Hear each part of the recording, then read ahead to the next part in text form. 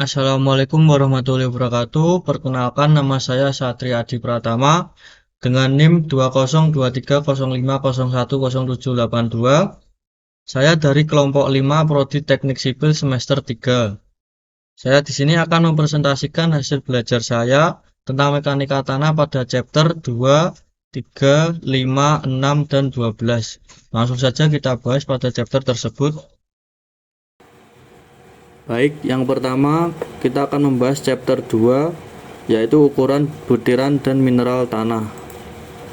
Yang pertama ada definisi. Tanah terbentuk melalui pelapukan batuan melalui proses mekanis dan kimiawi. Sifat tanah dipengaruhi oleh distribusi ukuran butiran dan mineral pembentukannya. Pemahaman ini menjadi dasar dalam desain pondasi, jalan, dan struktur lainnya. Yang kedua ada siklus batuan dan asal-usul tanah. Siklus batuan, yang pertama batuan beku terbentuk dari pendinginan magma. Yang kedua batuan sedimen terbentuk dari pengendapan material pelapukan. Yang ketiga batuan metamorf terbentuk dari transformasi batuan akibat tekanan dan suhu tinggi. Pelapukan batuan menghasilkan tanah residual di lokasi asal atau transportasi bisa dipindahkan oleh air, angin, atau es. Yang ketiga ada mineral pembentukan tanah. Kuarsa stabil dominan dalam pasir dan lanau. Feldspar pelapukan menghasilkan mineral lempung. Mineral lempung yaitu kaulinit stabil plastisitas rendah, ilit plastisitas sedang, dan monmorilonit sangat ekspansif dan menyerap banyak air. Yang keempat ada ukuran partikel tanah, memiliki kategori. Yang pertama ada kerikil berukuran lebih dari 4,75 mm. Yang kedua ada pasir berukuran 4,75 meter atau 0,075 mm.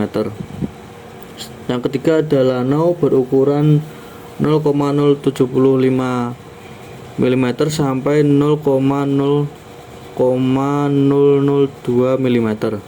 Yang keempat ada lempung berukuran kurang dari 0,002 mm.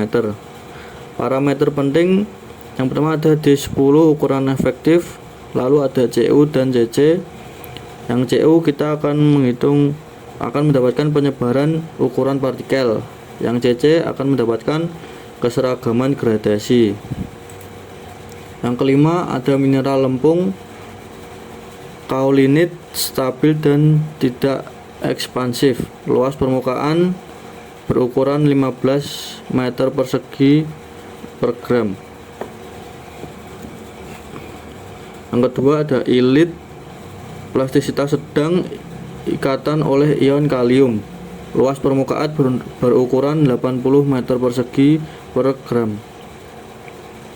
Yang ketiga ada monmorilonit, sangat ekspansif dan menyerap air. Luas permukaan berukuran 800 meter persegi per gram. Yang keenam ada analisis ukuran butiran. Yang pertama menggunakan metode saringan untuk partikel lebih dari 0,075 mm dan menggunakan serangkaian saringan bertingkat. Yang kedua ada metode hidrometer untuk partikel kurang dari 0,075 mm berdasarkan sedimentasi dalam air menggunakan hukum Stokes. Yang ketiga ada kurva distribusi ukuran butiran menggunakan parameter D10, D30, D60, dan CU dan CC. Yang ketujuh ada signifikansi teknik. Klasifikasi tanah untuk pondasi, jalan, dan drainase. Permeabilitas yang pertama ada tanah kasar seperti pasir dan kerikil memiliki permeabilitas tinggi. Yang kedua ada tanah halus seperti lanau, lempung memiliki permeabilitas rendah. Sedangkan stabilitas tanah bergradasi baik, lebih stabil dibandingkan bergradasi buruk. Resiko ekspansivitas tanah dengan monomerilonit memerlukan perhatian khusus. Yang terakhir ada kesimpulan dari bab 2 ini, chapter 2 ini, yaitu analisis ukuran butiran memberikan informasi penting untuk desain teknik. Mineral lempung seperti monomerilonit mempengaruhi stabilitas tanah. Tanah bergradasi baik, lebih stabil, kuat, dan memiliki permeabilitas optimal. Tujuan dari analisis ini adalah memahami karakteristik fisik dan mekanis tanah melalui distribusi, ukuran butiran, dan mineral penyusunnya. Dengan mempelajari siklus batuan, proses pelapukan serta sifat mineral seperti kuarsa dan lempung, kita dapat menentukan bagaimana tanah bereaksi terhadap berbagai kondisi teknik. Metode yang digunakan mencakup analisis saringan untuk partikel kasar dan hidrometer untuk partikel halus. Ditambah analisis struktur mineral menggunakan pendekatan mineralogi, dan hasilnya berupa data distribusi ukuran butiran, parameter gradasi seperti D10, Cu, Cc, dan identifikasi sifat plastisitas serta ekspansivitas tanah akibat kandungan mineral lempung seperti monomerilonit. Manfaat teoritis meliputi peningkatan pemahaman tentang perilaku tanah dalam berbagai kondisi yang mendasari desain teknik geoteknik seperti fondasi, lereng, dan tanggul. Berikutnya, manfaat praktis adalah penerapan langsung data ini untuk memastikan stabilitas struktur, memilih material tanah yang tepat, serta mengelola risiko ekspansivitas dan permeabilitas dalam proyek konstruksi. Lalu berikutnya kita akan membahas chapter 3, yaitu Weight Volume Relationship. Yang pertama ada pendahuluan, hubungan antara berat dan volume tanah yang terdiri dari 3 fase, yaitu padatan, air, dan udara. Hubungan ini penting untuk memahami karakteristik fisik tanah seperti void, rasio volume rongga terhadap padatan, porositas, rasio volume rongga terhadap total, derajat kejenuhan, persentase volume air dalam rongga, kadar air, rasio berat air terhadap padatan, serta berat jenis tanah dalam kondisi lembab, kering, dan jenuh. Dengan menggunakan asumsi volume total atau padatan sebagai satu unit, rumus matematis dikembangkan untuk menghubungkan parameter-parameter tersebut, termasuk relasi antara porositas, kadar air, berat jenis, dan void rasio. Pemahaman hubungan ini tidak hanya memberikan dasar ilmiah untuk analisis tanah, tetapi juga mendukung berbagai aplikasi praktis seperti desain fondasi, pemadatan tanah, dan analisis stabilitas lereng, sehingga memastikan kinerja dan keamanan struktur geoteknik. Yang kedua ada parameter berat volume. Yang pertama void ratio atau E, rasio volume rongga terhadap volume padatan. Yang kedua ada porositas atau N, rasio volume rongga terhadap volume total. Yang ketiga ada derajat kejenuhan atau S, yaitu rasio volume air terhadap volume rongga. Yang keempat ada kadar air atau W, rasio berat cair air terhadap berat padatan. Yang kelima ada berat jenis atau Y, berat total tanah per unit volume. Yang keenam ada berat volume kering atau YD, berat padatan per unit volume.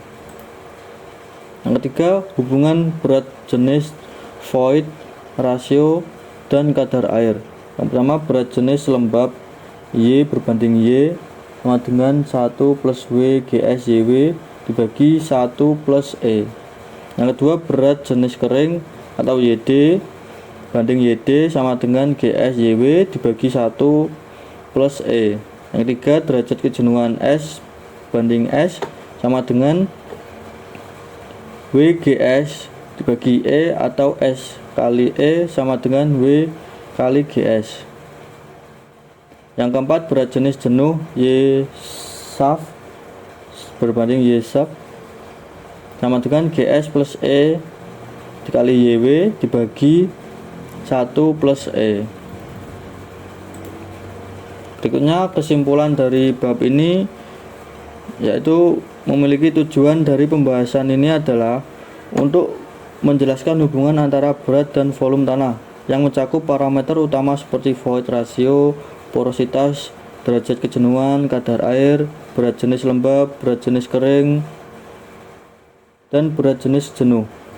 Metode pendekatan yang digunakan adalah menganalisis sistem 3 fase tanah padatan, air, dan udara dengan asumsi tertentu seperti volume tanah atau volume partikel padatan sama dengan 1 unit.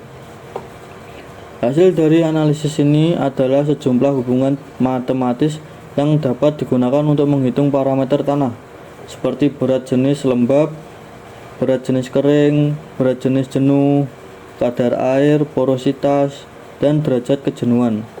Hubungan ini menunjukkan bagaimana parameter tersebut saling terkait, misalnya pengaruh kadar air terhadap berat jenis tanah.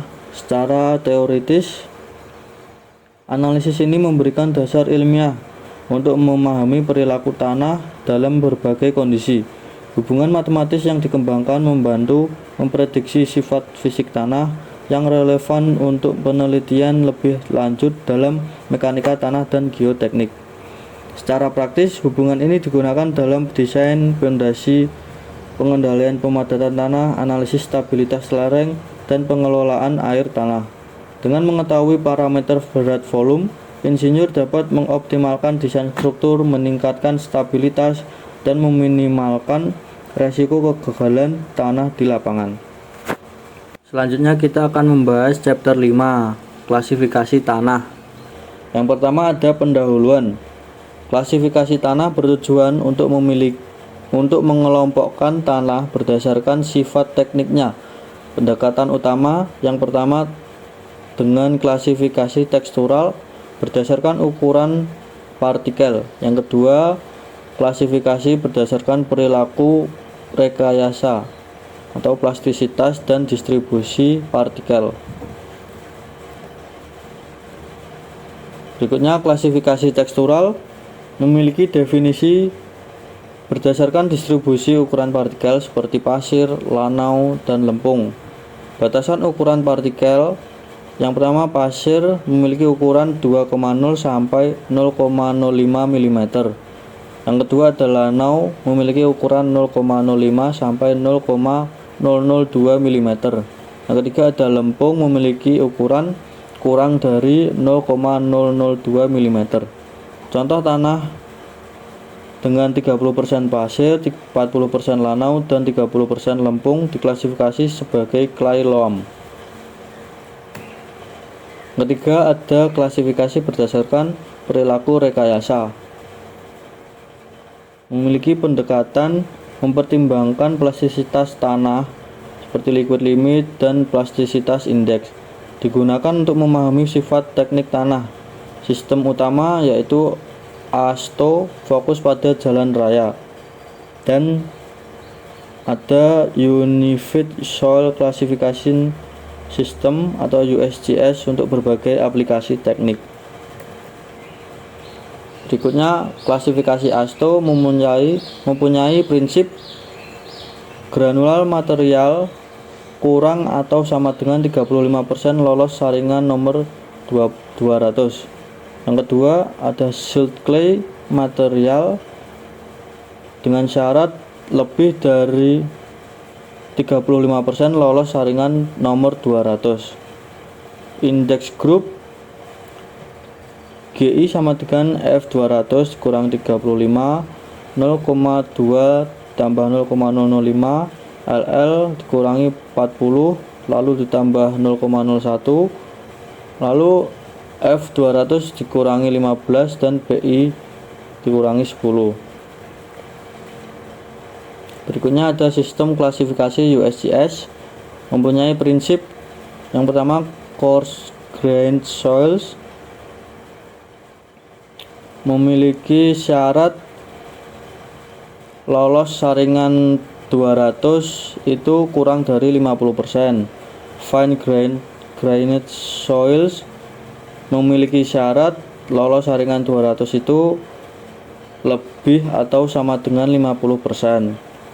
Simbol grup dari klasifikasi USGS ini yang pertama tanah kasar, G gravel, S dan sand. Tanah halus M lanau, C lempung, O organik dan PT gambut. Berikutnya ada perbandingan sistem ASTO dan USGS.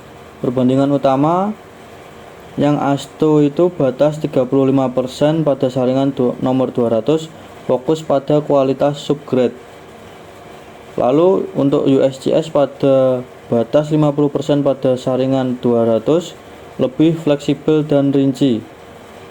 Lalu ada keunggulan dari ASTO ini yaitu sederhana untuk jalan raya. Lalu untuk USGS lebih rinci untuk berbagai aplikasi teknik sipil.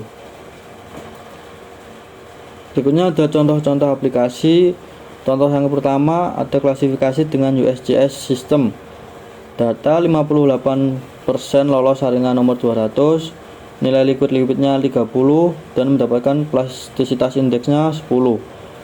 Hasil dari klasifikasi ini menghasilkan Cl land clay, nama grupnya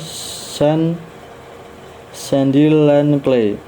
Contoh yang kedua menggunakan klasifikasi ASTO sistem, mendapatkan data 58% lolos saringan nomor 200, nilai liquid-liquidnya 30 dan nilai PI-nya 10, mendapatkan hasil A4. Lalu kesimpulan dari semua yang kita pelajari pada chapter ini yaitu klasifikasi tanah memiliki tujuan utama untuk mengelompokkan tanah berdasarkan sifat-sifat tekniknya seperti distribusi ukuran partikel atau plastisitas, guna mendukung aplikasi teknik sipil seperti perancangan jalan, fondasi, dan bangunan.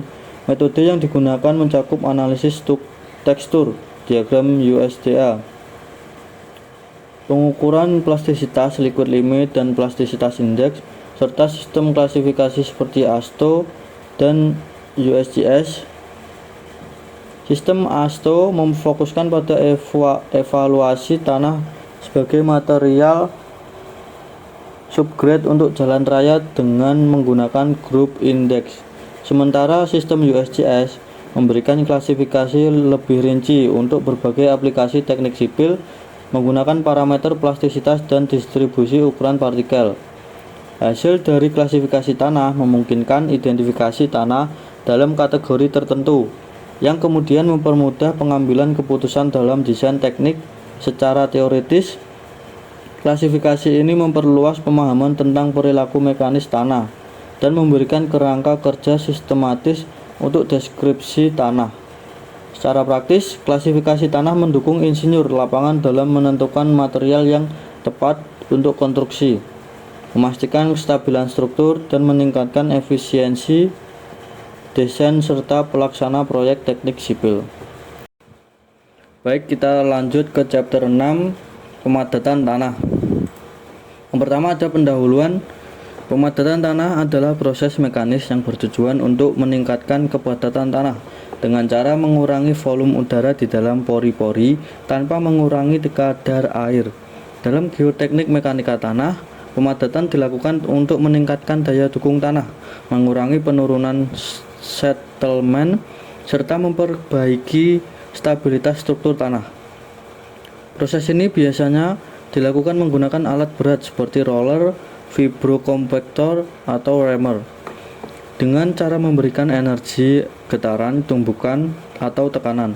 Pemadatan sangat penting dalam konstruksi, terutama untuk pondasi, jalan raya, bendungan, dan tanggul, karena tanah yang dipadatkan dengan baik memiliki sifat mekanis yang lebih baik seperti kekuatan geser yang lebih tinggi dan permeabilitas yang lebih rendah.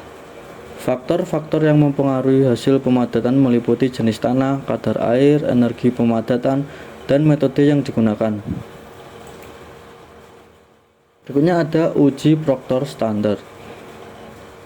Metode laboratorium untuk menentukan berat unit kering maksimum dan berkadar air optimum. Menggunakan alat cetakan silinder dan palu seberat 2,5 kg. Lalu mendapatkan grafik hubungan berat unit kering dan kadar air. Yang ketiga ada faktor yang mempengaruhi pemadatan. Yang pertama jenis tanah. Ada ukuran butir, gradasi, mineral lempung. Yang kedua ada kadar air mendekati OMC untuk hasil optimal. Yang ketiga energi pemadatan meningkatkan berat unit kering maksimum. Lalu yang keempat ada uji Proctor modifikasi.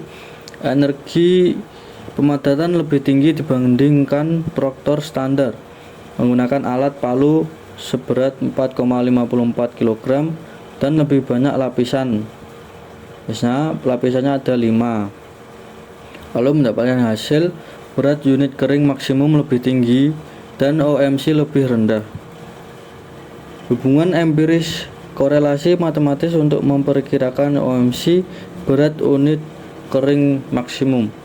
Faktor yang mempengaruhi ada batas cair, indeks plastisitas, dan energi pemadatan. Contoh persamaan ada gamma, Dmax, dan WOPT. Struktur tanah lempung yang dipadatkan. Struktur flokulen, sisi kering kadar air optimum, pori-pori besar dan kuat. Yang kedua, struktur tersebar, sisi basah kadar air optimum, lebih rapat dan memiliki permeabilitas rendah. Yang ketiga ada pengaruh kekuatan geser, kompresibilitas, dan permeabilitas. Selanjutnya pengaruh pemadatan terhadap sifat tanah lempung. Yang pertama permeabilitas minimum pada kadar air optimum. Yang kedua kompresibilitas lebih tinggi di sisi basah kadar air optimum. Yang ketiga kekuatan geser maksimum pada kadar air optimum. Lalu kesimpulan dari semua ini yaitu pemadatan tanah bertujuan untuk meningkatkan kepadatan tanah sehingga menghasilkan sifat mekanis yang lebih baik seperti daya dukung yang lebih tinggi, stabilitas yang lebih baik, dan penurunan settlement yang lebih kecil. Metode yang digunakan meliputi penggunaan alat berat seperti roller, rammer, atau vibrokompaktor yang memberikan energi berupa tekanan, getaran, atau tumbukan.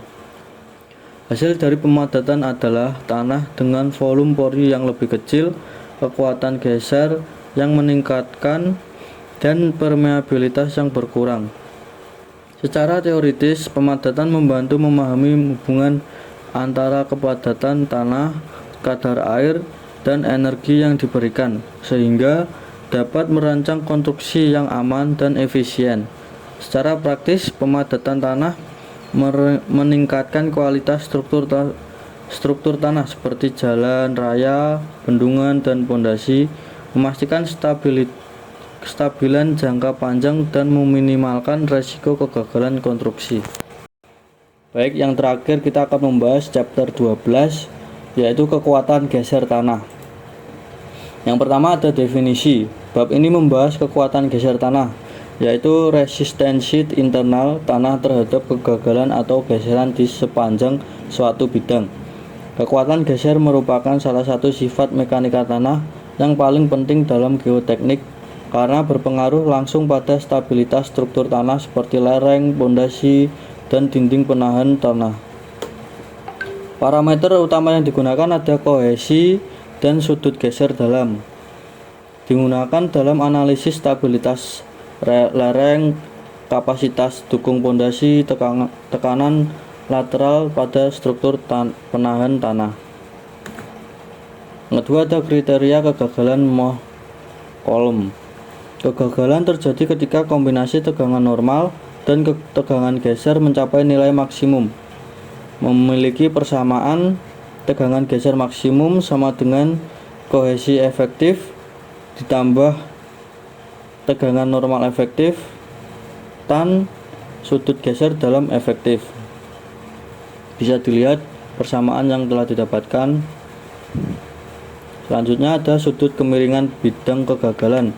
Bidang kegagalan memiliki sudut terhadap bidang utama.